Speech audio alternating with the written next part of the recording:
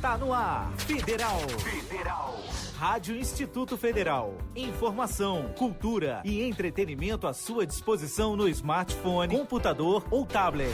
No ar, Rádio Instituto Federal.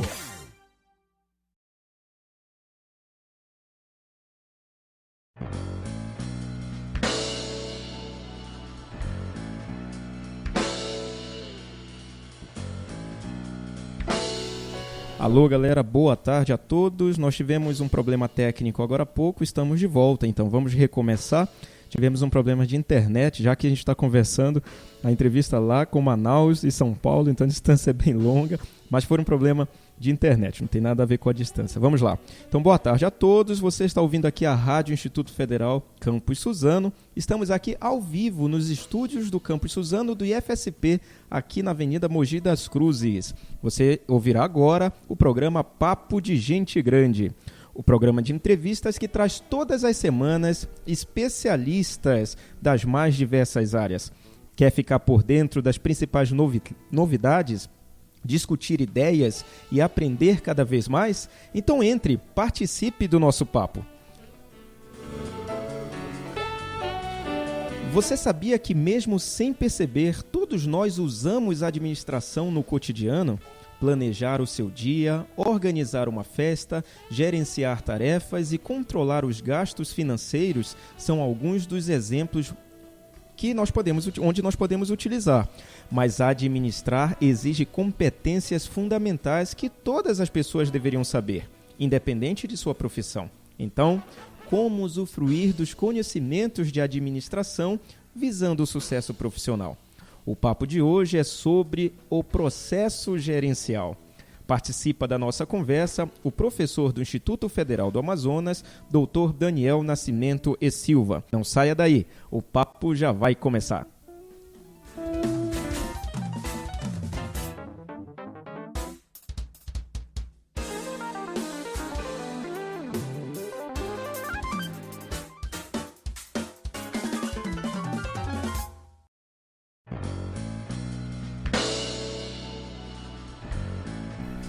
Ele possui graduação em Administração pela Universidade Federal do Pará, mestrado em Administração pela Universidade Federal de Santa Catarina e doutorado em Engenharia da Produção também pela Universidade Federal de Santa Catarina.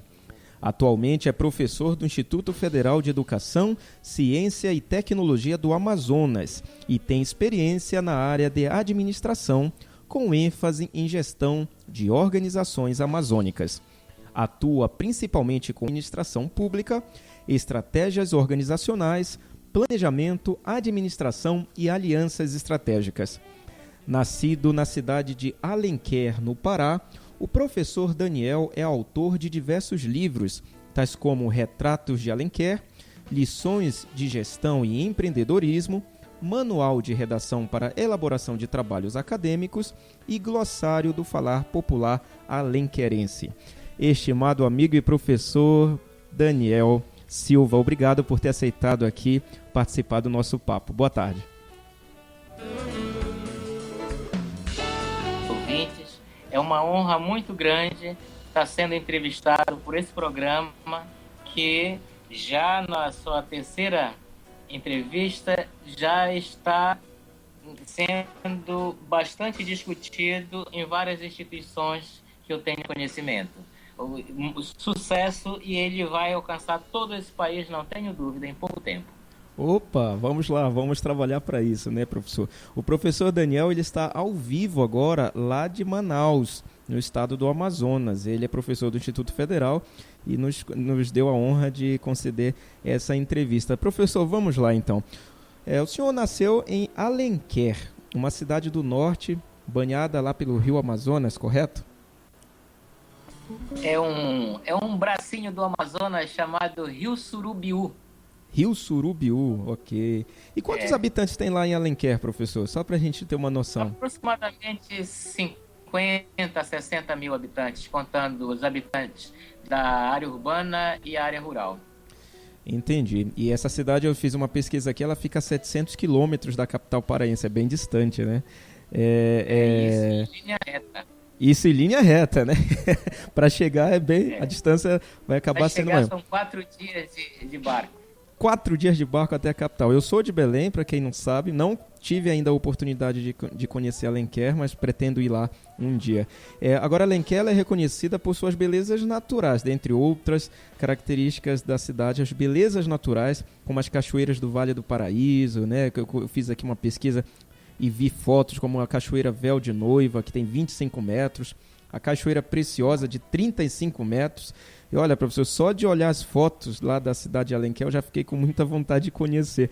Agora, quais as outras belezas que o senhor poderia destacar de Alenquer, professor Daniel? Alenquer tem formações rochosas com gravuras rupestres, né, que são de uma beleza que impressiona. Ali, quando a gente está ali, dá a impressão de que a qualquer momento um daqueles amazônidas pré-históricos, digamos assim, vai entrar em contato com a gente. Também nós temos muitos lagos, muitos rios, muitas florestas. E, infelizmente, as florestas estão sendo devastadas, mas os rios eles ainda mantêm a beleza natural deles, e o peixe, enfim.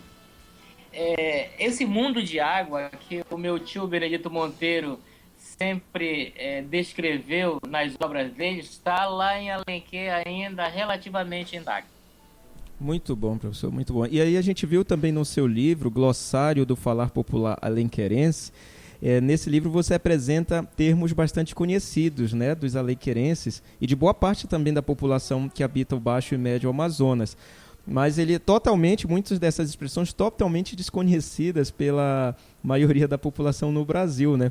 Eu pesquisei alguns exemplos aqui, por exemplo, Cuxi, Mãe Pirenta, Manzondijá, Mufá.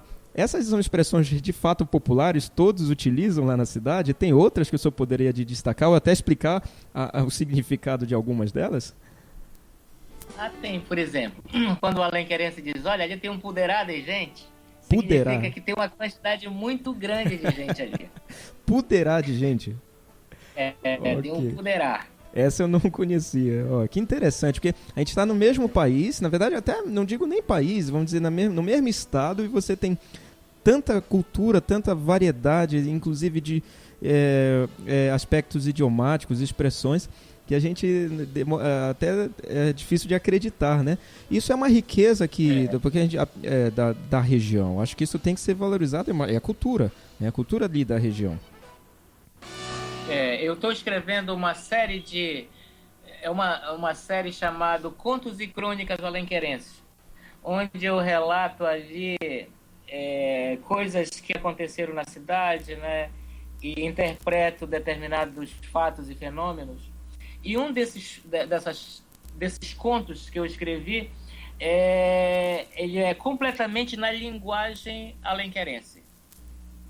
Aí eu tive que fazer de um lado da página a expressão e de outro lado a tradução. Muito interessante, muito interessante. Aí, isso, claro, a sua raiz, né? Eu vi que o senhor fez outros trabalhos ainda nessa área, sempre usando aí a sua cidade, mas em algum momento o senhor teve que sair. O que te levou a sair de Alenquer, professor Daniel? Praticamente o mesmo motivo que ainda hoje motiva os alenquerenses e grande parte da população de cidades pequenas e distantes dos grandes centros, que é a necessidade de estudar. O alenquerense, e de forma geral, o paraense é apaixonado por estudo. Então, quando eu estava terminando o ensino médio, não tinha perspectiva de ensino fundamental, não tinha perspectiva de ensino médio. E eu estava me preparando, até negociando com os padres para ir para seminário para continuar a estudar. Seminário eu tive a sorte.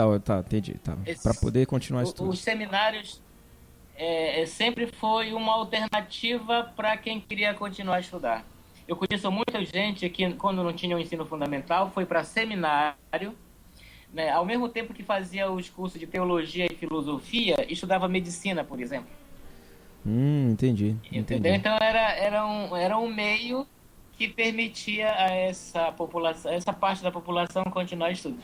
Mas eu tive sorte que quando estava no último ano do ensino fundamental, foi implantado ainda de forma precária o ensino médio em Alenquer e eu fiquei lá. E como a minha família assim, não tinha muitas posses, né? Quando eu terminei o ensino médio, eu tive que ir para o exército, enfim, encontrar uma forma de continuar estudando. E aí, até que tive a sorte. Certo, perdão. A sorte de passar no vestibular para a Universidade Federal do Pará e a minha família arranjou uma forma de me financiar lá, pelo menos no início. Que legal. Então, o senhor fez graduação em Belém, administração. Aí eu vejo aqui que o senhor fez depois mestrado em Florianópolis, doutorado também lá, e depois foi para Manaus, né? Quer dizer, concluiu o mestrado, doutorado, e tudo na área de administração ou engenharia ali da produção, no caso do doutorado. Teve algum motivo especial por escolher administração? Quando eu fui para o exército, na realidade, quando eu terminei o ensino médio, eu não sabia o que eu queria ser na vida, em termos de profissão, porque eu queria muita coisa. Aí no exército, o exército me mostrou a minha verdadeira vocação. Eu tinha muita habilidade para fazer coisas e alcançar objetivos. Tanto que o capitão comandante da companhia onde eu trabalhava, um capitão, né? Ele me pedia sugestão de como alcançar determinado objetivo, ou então que eu identificasse o objetivo para ele, desenhasse, enfim. Então foi essa parceria com esse capitão que me fez perceber que a administração era a minha vocação. Muito bom. E aí, pelo seu currículo, o senhor foi alguém sempre muito dedicado aos estudos, administração e outras coisas, né? E essa dedicação, claro, gera alguns reflexos positivos e alguns outros que são o ônus da coisa, né? Você consegue muitas coisas, mas isso não é nada fácil, né? Quais foram os desafios que o senhor enfrentou, principalmente no mestrado e doutorado, que são duas fases bem assim tensas assim dessa fase, né, de estudos? Eu sempre tive muita facilidade para aprender as coisas, qualquer coisa. E uma das grandes dificuldades mesmo que eu passei foi quando cheguei em Florianópolis, que eu tinha dinheiro suficiente apenas para comprar um frango, 1 quilo de sal, 1 quilo de arroz, o básico, sabe? E mais nada. Eu não tinha dinheiro para ônibus. Eu ia andando para a universidade. Aí lá na primeira semana, a primeira disciplina, aliás, na segunda-feira, digamos assim, entregou 20 textos em inglês, 3 em francês e 2 em espanhol. Eu imagino... Nenhum em português. Nenhum em português. E aí as primeiras dificuldades. Eu peguei os textos fiado na Xerox, levei para minha casa. Aí no outro dia, eu sempre estudei fazendo os resumos. Certo. Então no outro dia eu cheguei com mais da metade dos textos resumidos lá. E mostrei para uns amigos. No dia seguinte eu tinha resumido tudo e já metade da disciplina seguinte. Nossa. Aí, resultado, as pessoas começaram a utilizar os meus resumos. E eu morrendo de fome. Olha só.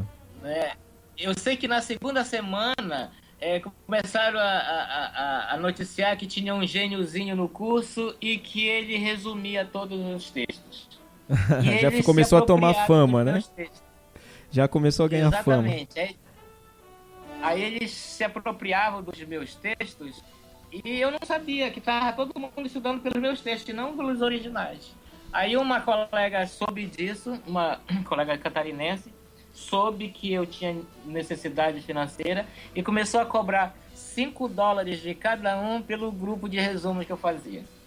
Olha, aí começou a já ajudar. Como eram 30 alunos, eu conseguia, por semana, mais ou menos $120. Aí as coisas mudaram. Aí começaram a melhorar. Que legal, olha só, já fruto dos estudos aí e de alguma forma conseguiu associar e ter aí um retorno financeiro. Muito bom.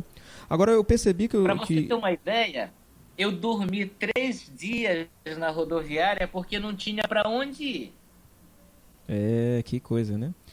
E isso, eu acho que isso acaba reforçando quando a conquista chega, você olha para trás e essa conquista ela fica mais forte, né? Você acaba valorizando mais. E não apenas... Naquele momento, quando essas dificuldades estavam aparecendo, por incrível que pareça, eu ria. E eu dizia para mim, eu vou vencer tudo isso. Legal. E venceu, né? Agora eu verifiquei, mesmo depois de tudo isso, passou no mestrado, no doutorado, todas essas dificuldades, você continuou estudando, fazendo sempre um curso, Sim. Uma palestra. E isso é importante a gente observar porque muitas pessoas optam por depois param no tempo, né? E resolvem não se atualizar. O que é que o senhor acha disso? Assim? Quer dizer, o estudo... Aquela impressão que o aluno tem, olha, eu já estudei o suficiente, não tenho mais o que estudar. Será que chega esse momento? Não chega pelo seguinte, o doutor, o conteúdo de disciplinas normais que ele faz, geralmente em um ano, se ele não continuar, ele se torna obsoleto. O que perdura, o que demora um pouco mais de obsoletizar são justamente os conhecimentos e as habilidades para lidar com os métodos de investigação. Isso demora um pouquinho. Então, as pessoas que terminam o doutorado e que não continuam a estudar conteúdos disciplinares, eles se obsoletizam. E se ele não estudar e continuar não estudando nem os métodos, em 5 anos o doutor deixa de ser doutor. Ele não consegue compreender uma produção científica da área dele porque os métodos mudaram. É verdade. Então, quer dizer, nunca vai acabar. Você vai ter que sempre estar correndo atrás, estudando, se atualizando. Inclusive, até métodos estatísticos, metodologias, essas coisas vão se transformando e a gente precisa estar correndo atrás, sempre, né? Mas, sem dúvida, eu vejo agora, por exemplo, um método chamado análise de correspondências múltiplas, que há 3 anos era completamente desconhecido. Olha só, que novidade. E hoje as produções estão utilizando demais essa estratégia estatística. Ok, antes de a gente passar para o próximo bloco, para falar de fato sobre processo gerencial, conversar um pouco sobre administração, só explica rapidamente, professor, o senhor hoje está em Manaus. Como foi assim a sua chegada aí? Foi a decisão de morar nessa cidade, que é uma cidade muito importante para o nosso país, que eu gosto muito, inclusive. Como foi aí o processo de mudança? O porquê que decidiu morar no norte, especialmente na cidade de Manaus? Eu terminei o doutorado no dia 29 de maio de 2002. E antes de terminar, 1 semana ou 2 semanas antes, surgiu uma possibilidade de trabalhar em Belém para coordenar um curso de gestão ambiental. Então, os amigos que fizeram doutorado também em Santa Catarina, que eram de Belém, me convidaram, aí deu certo, aí eu fui para Belém. Aí, em 2008, a minha família, né, a Milene e a Catarina, na época, elas sempre quiseram morar no Japão. Certo. Aí elas foram para o Japão. Aí eu queria voltar para Florianópolis. Aí, como tinha uns amigos aqui em Manaus, me convidaram para ajudar nos projetos. Mas o estopim disso foi um assalto que eu tive lá no bairro Pedreira, na agência do Banco do Brasil, em que deram um tiro na minha direção. Eles viram que eu não tinha dinheiro, enfim. Aí Entendi. Eu vendi as minhas coisas todas e ia voltar para Florianópolis. Os amigos que estavam de Florianópolis aqui em Manaus me convidaram para ajudar no projeto, eu vim para cá. E eles me inscreveram no concurso do IFAM que estava tendo, né? No último dia eles me inscreveram. Olha. Aí eu fiz o concurso e passei. Que então legal. Foi, eu digo sempre assim que foi a mão divina. E agora eu entendo o que eu vim fazer em Manaus. Eu vim dar a minha parcela de retribuição a tudo que o povo da Amazônia me deu. Muito bom, muito bom. E professor. Aqui eu tive a graça e satisfação de conhecer a doutrina espírita e que isso veio confirmar mais ainda. Excelente, muito bom. Legal a história, professor. Então vamos para o próximo bloco. A gente vai fazer só um intervalo rápido, só são 30 segundos. E caso você queira fazer alguma pergunta ao professor Daniel sobre processos gerenciais, administração, estratégias para manter negócio, até mesmo para você usar na sua vida pessoal, na sua família, você pode acessar o canal lá no aplicativo Telegram. Só instalar o Telegram no seu smartphone e você pesquisa @radioifsp. Lá você consegue mandar a sua pergunta. Se você preferir, você pode enviar também a pergunta pelo e-mail ouvinte@radioifsp.com.br. A gente aguarda a sua pergunta, não saia daí, são só 30 segundos. Parece incrível, mas em pleno século XXI ainda tem gente que não aceita o direito de cada um ter sua orientação sexual. Agredir, xingar, discriminar uma pessoa por ser homossexual é mais que uma falta de humanidade. É crime. O Disque Direitos Humanos recebe denúncias e enfrenta violência. Ligue 100 e denuncie. E não se esqueça, o fim da intolerância começa em casa. Estamos de volta com o programa Papo de Gente Grande e o papo de hoje é sobre o processo gerencial. O nosso convidado é o professor Daniel Nascimento e Silva, doutor em Engenharia da Produção e professor do Instituto Federal do Amazonas. Professor, então vamos falar um pouco sobre processo gerencial. As pessoas viram lá na internet, no Facebook, processo gerencial, e muitos me perguntaram, mas o que é o processo gerencial? Então essa é a primeira pergunta, né? Do que se trata processo gerencial? Isso é uma coisa interessante. Se a gente perguntar para um cientista da administração o que é administração, ele vai dizer que a administração é um processo, né? Para quem sabe o que é um processo, né, ele vai perguntar quais são as etapas do processo de gestão. Porque um processo é um sequenciamento lógico de etapas e que no final da execução da última etapa, um produto ou serviço tem que emergir. Então ele pergunta quais são as etapas do processo gerencial, do processo de gestão. Aí quem entende de administração vai responder: planejar, organizar, dirigir e controlar. Então, o processo gerencial é o sequenciamento lógico da gestão que leva a alcançar objetivos organizacionais. Então, você tem um caminho a seguir que, teoricamente, se fizer corretamente, você chega no seu objetivo. Exatamente. Todas, sem exceção. Todas as coisas que foram bem-sucedidas utilizaram o processo gerencial. Ainda que quem alcançou esse objetivo não saiba que estava colocando em prática o processo gerencial. Que tenha sido por intuição ali, acabou dando certo, mas usou de fato, né? Agora, qual a importância do processo, do uso do processo gerencial para o profissional da área de gestão? Eu não sei, só o gerente que precisa saber ou qualquer pessoa tem condições de saber, ou só o gerente, diretores, as pessoas que detêm estão em unidades de comando? Não, todas as pessoas precisam compreender cada uma das etapas do processo gerencial. Por exemplo, se eu vou fazer um suco de limão, tem as etapas. Primeiro tem que comprar o limão, depois lavar o limão, depois cortar o limão, depois espremer o limão e assim por diante. Eu não posso lavar o limão sem antes ter comprado. Não posso cortar o limão sem antes ter lavado, porque aí eu vou contaminar o suco. Não posso espremer o limão sem antes ter cortado. Da mesma forma o processo gerencial. É impossível eu organizar sem antes ter planejado.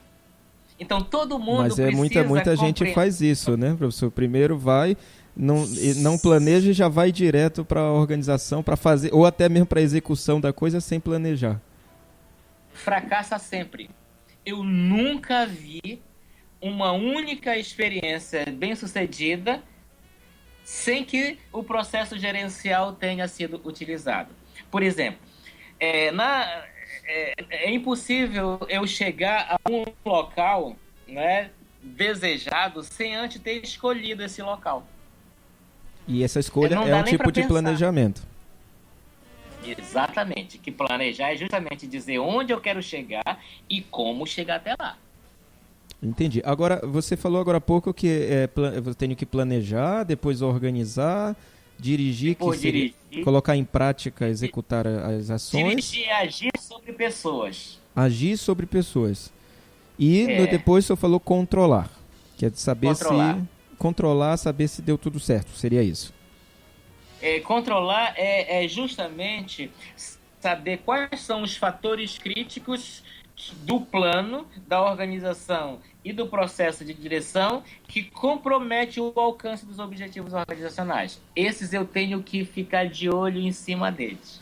Entendi. Agora, desses 4, planejamento, organização, direção, né, ou execução e o controle, tem algum assim que seja o mais importante, ou aquele que vai contribuir mais, vamos dizer, em percentual para o sucesso? Por incrível, olha a beleza da gestão. Os 4 são de mesma importância. Se faltar fracassa o processo gerencial, fracassa a gestão. Agora, tudo bem, esses termos, que é um termo normalmente ouvido por administradores, agora se a gente puxa isso para o nosso meio mais prático aqui, por exemplo, um microempreendedor, a gente percebe que o empreendedorismo no Brasil, ele é um empreendedorismo muito mais voltado para empreendedorismo de necessidade e não empreendedorismo de oportunidade. Aquele indivíduo que, por algum motivo, juntou dinheiro, abre o negócio e aí não tem nenhum planejamento, ele vai e no final das contas acaba fechando as portas, né? Agora, e muitas das vezes ele não se preocupa em procurar, em tentar conhecer mais, porque ele acha que ele é autossuficiente, né? Ele já vai conseguir administrar aquele negócio dele. Como que o processo gerencial pode ajudar esse empreendedor pequeno que está querendo abrir seu negócio pequenininho aqui? Ele, com pouco conhecimento, ele consegue colocar em prática isso ou isso é um conceito muito abstrato? Sim.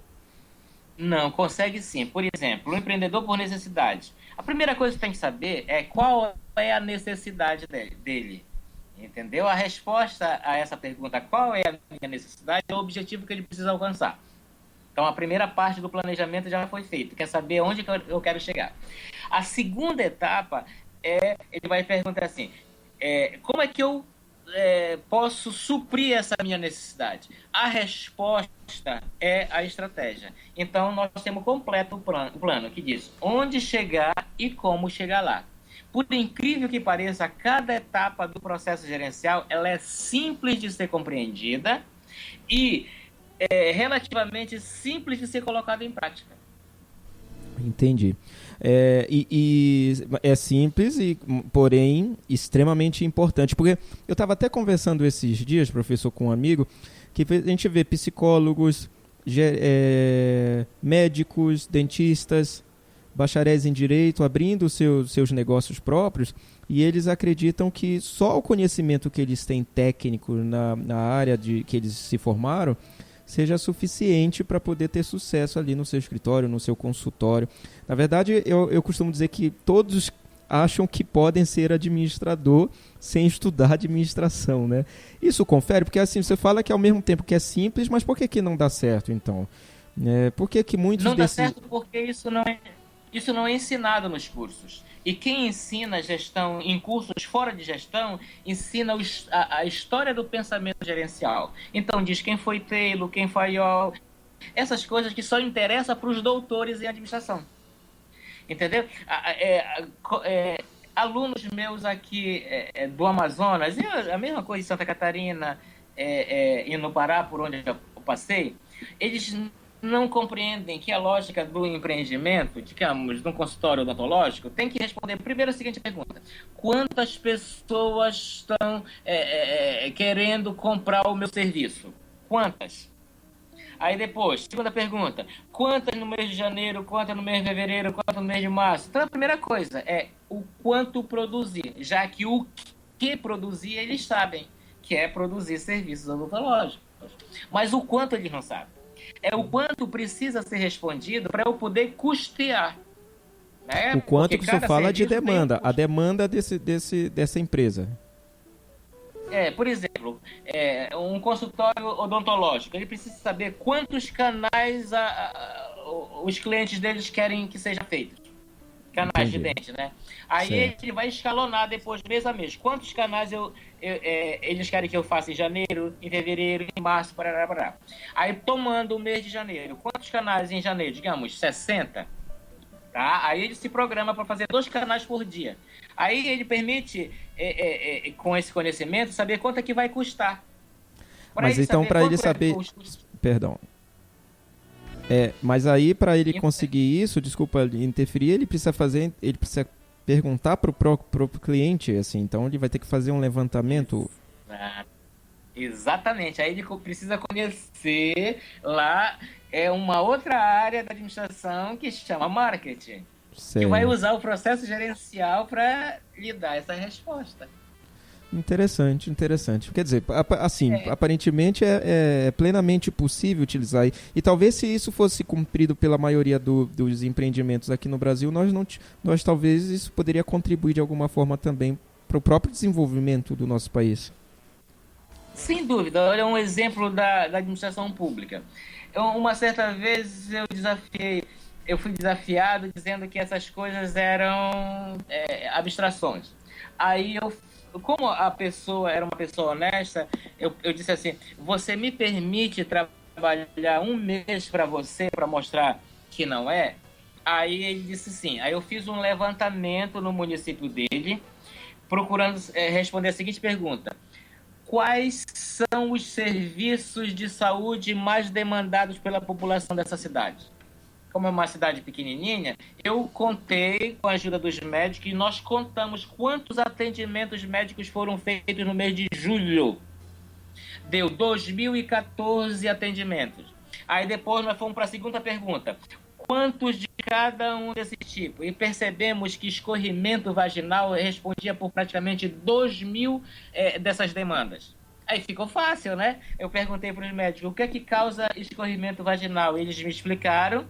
E nós deduzimos que o fato das famílias dessa cidade compartilharem uma única toalha para tomar banho fazia com que todos se contaminassem com o vetor daquela doença.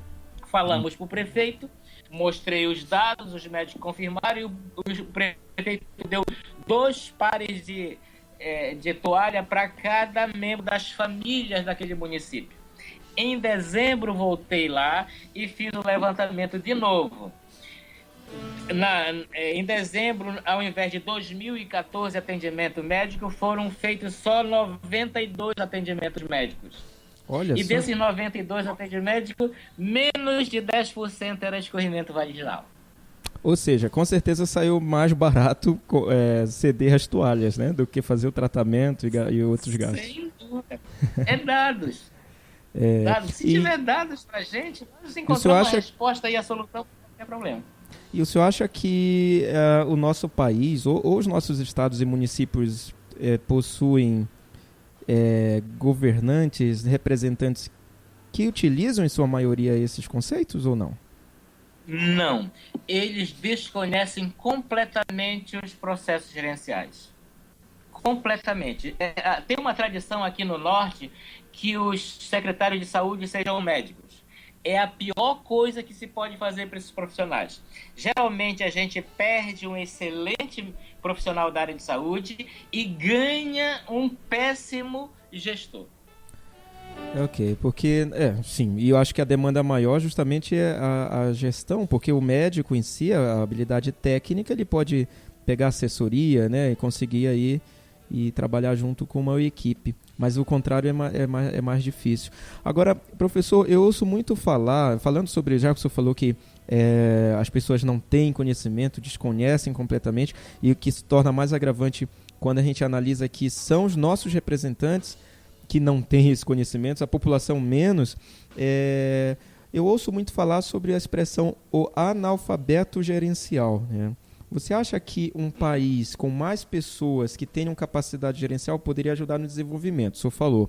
Agora, como que... Porque eu acho assim, legal, se eu conheço gestão, eu posso fazer as coisas melhorarem, mas como que a gente conseguiria resolver esse problema? Será que o problema é na formação de nível superior ou a nossa educação ela já está errada desde o início e isso deveria ser aprendido lá desde adolescente ou criança?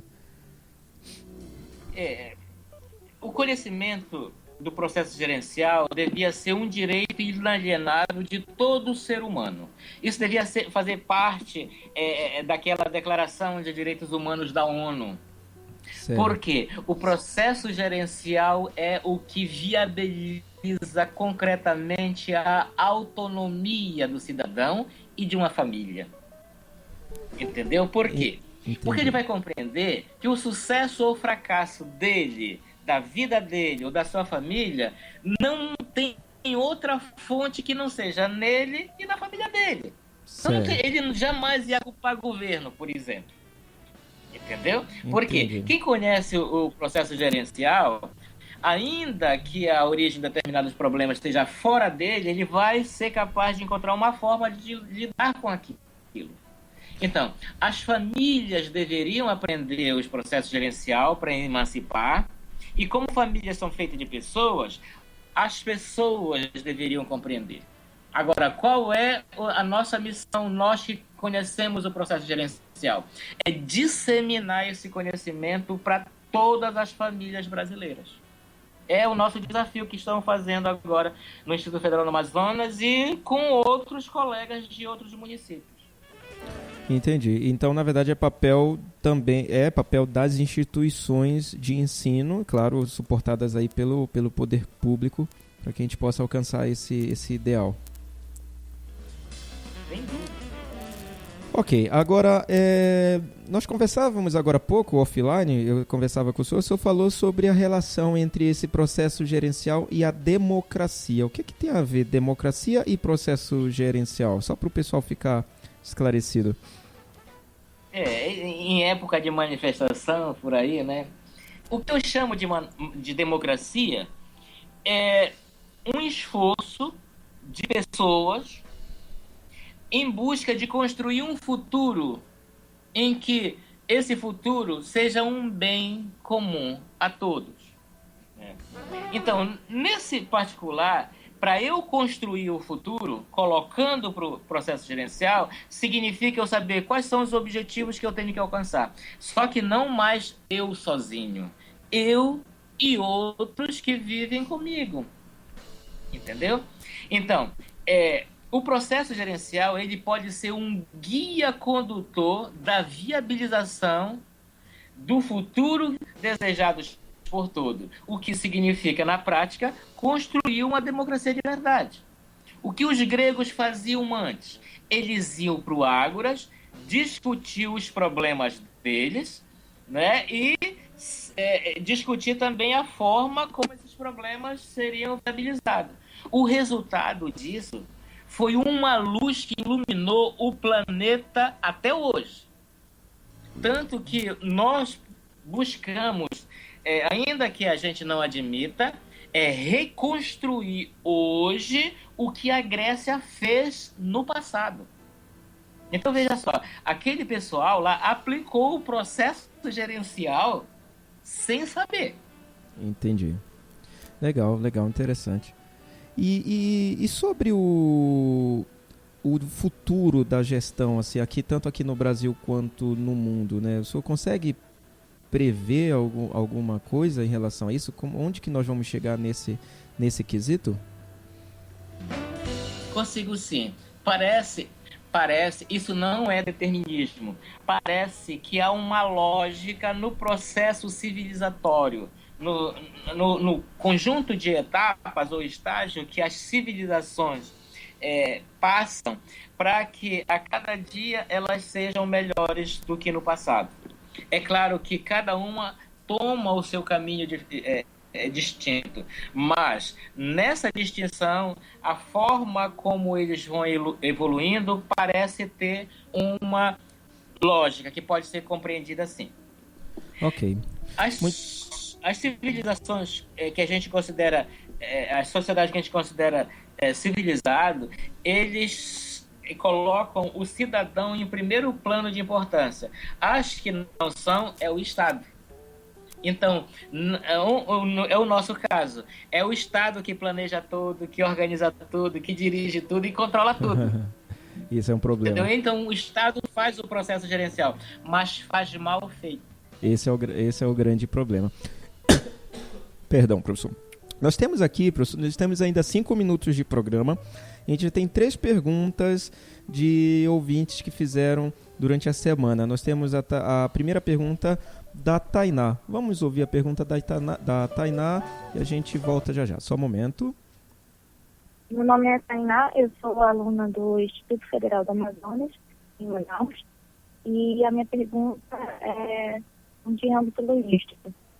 A respeito da BR-319, a única rodovia que liga Manaus e Porto Velho às demais regiões, quais seriam as dificuldades encontradas para que esta rodovia saia do papel e torne-se física, de modo que facilitaria as empresas e que passariam do transporte de dias para horas, apenas horas, e que o dia chegaria no Sudeste. E como, no âmbito da engenharia ambiental e logisticamente, ela pode se encontrar uma solução. Então, professor, essa foi a pergunta da Tainá. Qual seria a solução? Claro, ela deu um exemplo aí no mais local, mas isso pode se aplicar para todos os lugares, né? Em todos os estados. O que acontece é que Manaus e toda a região da Calha Norte está isolada do país. A única forma de comunicação e distribuição das riquezas do Brasil para a Calha Norte e vice-versa é através das vias fluviais. O asfaltamento da BR-319 ia intensificar esse intercâmbio e muito provavelmente ia gerar riqueza para a região da Calha Norte e para o resto do Brasil. Legal, legal. Então, vamos para a segunda pergunta, pergunta do Maurício. Vamos ouvir. Sou Maurício Ribeiro, estudante do curso de Logística do Instituto Federal do Amazonas, IFAM, e a minha pergunta para o Dr. Daniel é a seguinte: como transferir competências eficientes do setor privado para o setor público? Certo. Essa é a pergunta do Maurício, professor. A transferência de competência entre os setores, ela passa naturalmente pelo domínio do processo gerencial.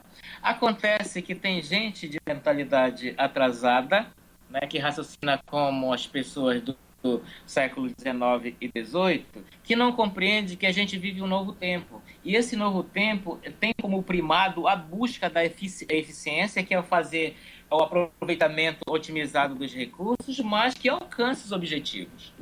Né? Então, as pessoas que têm uma visão mais política da gestão pública não conseguem compreender que essa lógica é o que vai fazer com que o setor público cumpra efetivamente com o seu papel. Entendeu? Então, aplicar o processo gerencial, que é o centro da preocupação da gestão privada no setor público. Ok, por fim, a pergunta do Everton, aqui de São Paulo. Vamos ouvir. Boa tarde, professor. Meu nome é Everton. Eu sou estudante de psicologia daqui de São Paulo. Quando formado, eu pretendo abrir um consultório. Mas na faculdade nós não temos aulas de administração. Eu queria saber se isso poderá me prejudicar. Como eu posso resolver isso? É aí a pergunta do Everton. Vamos lá. Everton, seu problema é relativamente simples, mas difícil de ser aplicado. A resposta é: aprenda a gestão. Mais especificamente, domine cada etapa do processo gerencial. Se você fizer isso, eu não tenho dúvida de que você vai ser um dos melhores profissionais desse país. E eu lhe desejo sucesso. Ok, muito obrigado. Então nós chegamos ao fim, professor, da nossa entrevista. Professor Daniel, muito obrigado por sua participação aqui no nosso programa. Foi um prazer imenso bater esse papo com você, viu?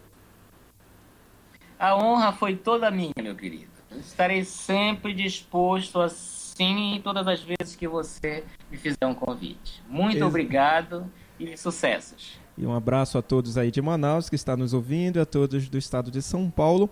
A você que nos ouviu, muito obrigado pela audiência e não perca, no próximo programa nós vamos falar sobre vícios de tecnologia.